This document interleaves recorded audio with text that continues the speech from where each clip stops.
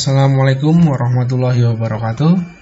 Berjumpa kembali teman-teman di psikologi manajemen sumber daya manusia. Nah, di pertemuan kita kelima kali ini kita juga akan belajar ya terkait dengan bagaimana mengidentifikasi talent management. Nah, sebelum kita belajar ada beberapa pengenalan terkait dengan mengapa kita perlu mengidentifikasi talent management ini. Kaitannya dengan bagaimana kita menentukan key person atau seorang kunci dari talent management kali ini. Nah, key position atau posisi penting itu merupakan posisi yang memberikan dampak langsung terhadap pencapaian strategi bisnis dan tujuan perusahaan. Jadi ada beberapa posisi-posisi penting di dalam sebuah perusahaan maupun organisasi di mana posisi-posisi itu akan memberikan dampak langsung terhadap bagaimana pencapaian dalam strategi bisnis maupun tujuan dari perusahaan. Nah, mengapa menentukan key position ini penting? Karena tujuannya adalah menetapkan posisi yang berperan strategis dan kritis dalam mencapai visi misi dan strategi bisnis dalam perusahaan. Kemudian untuk menjamin kesinambungan dan kinerja perusahaan di masa mendatang. Dan yang ketiga, memastikan dan mempersiapkan best talent dengan baik dalam perusahaan agar operasional perusahaan dapat terjaga dengan baik. Yang keempat, meningkatkan efektivitas dan efisiensi perencanaan, pengembangan, dan pengelolaan SDM perusahaan. Jadi menentukan key position ini kaitannya bagaimana nanti seorang posisi-posisi penting di dalam sebuah perusahaan itu kaitannya nanti diisi oleh orang-orang yang seperti apa, orang-orang yang bagaimana dan apa dampaknya yang diberikan terhadap perusahaan, impact-nya secara langsung itu seperti apa. Nah, ada beberapa karakteristik key position. Nah, di karakteristik key position ini yang pertama adalah ruang lingkup otoritas. Sejauh mana dia memiliki otoritas, memiliki sebuah kewenangan di dalam sebuah perusahaan maupun di organisasi. Kemudian dampak nilai yang diciptakan. Jika seorang itu bekerja di dalam sebuah organisasi, dampak apa yang langsung diberikan kepada perusahaan? Kaitannya seperti misalnya dalam contoh usaha rumah makan misalnya, di dalam usaha rumah makan. Belum tentu posisi-posisi penting di dalam rumah makan itu adalah seorang manajer, seorang kasir, atau seorang marketing. Tetapi posisi penting atau posisi kunci di dalam rumah makan itu bisa jadi adalah seorang chef atau seorang koki. Karena yang namanya rumah makan pasti dia akan yang dijual yang dijual adalah makanannya atau produk olahannya misalnya.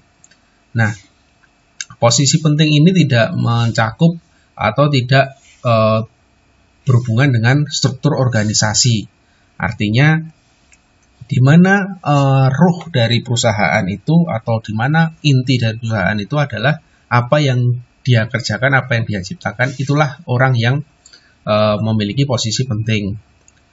Misalnya di dalam perusahaan Microsoft misalnya, tentunya ada beberapa posisi penting atau tetapi posisi yang terpenting atau key position di dalam Microsoft misalnya adalah seorang programmer. Entah dia yang programmer dari level bawah sampai level atas. Yang menjadi posisi penting di dalam Microsoft adalah ya programmer itu. Belum tentu posisi pentingnya adalah seorang misalnya finance, marketing, dan lain sebagainya. Tetapi ada beberapa tingkatan posisi-posisi terpenting di dalam sebuah perusahaan. Semisal lagi Garuda misalnya, pesawat Garuda misalnya, dia memiliki banyak ribuan pekerja, tetapi ribuan pekerja tersebut belum tentu menjadi bagian dari key position. Mungkin ada apa yang menjadi key position di dalam sebuah perusahaan Garuda misalnya. Bisa kita katakan adalah posisi terpentingnya adalah seorang pilot. Nah, maka padahal jumlah pilot di dalam perusahaan Garuda mungkin tidak lebih dari 20% dari total jumlah karyawan seluruh PT Garuda di seluruh Indonesia. Katakanlah seluruh pekerjanya, karyawannya ada 10.000 orang misalnya di dalam PT Garuda. Tapi yang menduduki posisi penting yaitu pilot mungkin hanya sekitar 20%-nya saja. Artinya apa? Ada dampak nilai yang diciptakan karena yang namanya pilot adalah dia yang menjalankan inti dari pekerjaan. Karena bekerja sebagai di transportasi udara, tentunya yang menjalankan inti dari pekerjaan transportasi udara itu adalah pilot. Bagaimana pilot mengendalikan pesawat, kaitannya bagaimana, kompetensinya bagaimana, keprofesionalitasannya dalam menjalankan pekerjaannya, tentu menjadi sebuah nilai yang diberikan kepada perusahaan. Tentunya misalnya beberapa penumpang atau beberapa customer pasti akan membanding-bandingkan antara pilot maskapai A dengan maskapai B bagaimana. Apakah Garuda lebih baik dari yang lain atau ada maskapai yang lebih baik juga dari Garuda. Nah, kemudian konsekuensi pada kesalahan. Nah, misalnya di dalam pilot tadi, pilot menjadi posisi penting di perusahaan Garuda karena apa? Dampak jika pilot mengalami kesalahan adalah berakibat fatal. Tentunya akan berakibat kecelakaan misalnya. Dan kecelakaan itu akan memperburuk citra dari perusahaan tersebut. Jadi seperti tadi yang dicontohkan misalnya chef, koki di dalam rumah makan, maupun programmer, terus kemudian pilot, dia memiliki konsekuensi kesalahan yang cukup fatal bagi perusahaannya. Ketika chef misalnya masak tidak sesuai prosedur atau misalnya masak ada kesalahan kemudian makanannya terasa tidak enak atau katakanlah sampai basi kemudian disajikan kepada customer, tentu akan memberikan dampak yang buruk bagi citra perusahaan. Begitu juga programmer, misalnya programmer menjalankan sebuah kesalahan, tentunya kerugiannya juga akan langsung pada perusahaan tersebut. Jadi ada beberapa karakteristik key position terkait dengan bagaimana menentukan sebuah posisi yang tepat dan posisi yang sesuai dengan kebutuhan dari perusahaan. Tentunya melihat dari strategi dalam pencapaian tujuan maupun strategi dalam pencapaian visi misi dari perusahaan.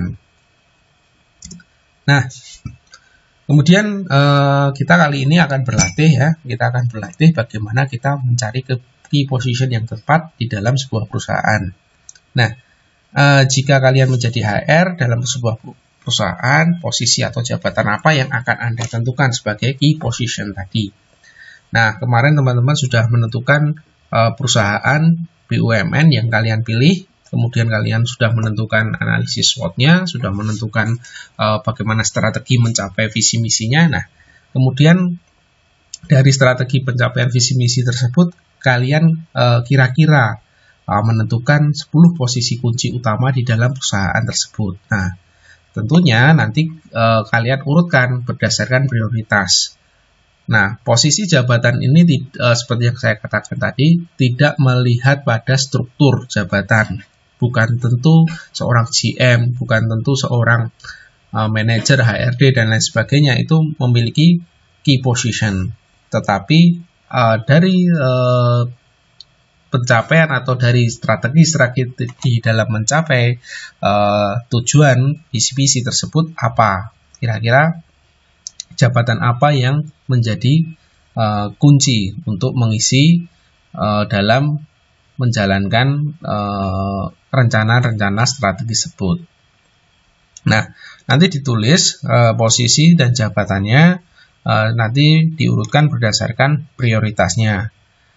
Nanti kemukakan juga alasannya mengapa jabatan tersebut Anda pilih sebagai key position. Kemudian kompetensi apa yang harus dimiliki.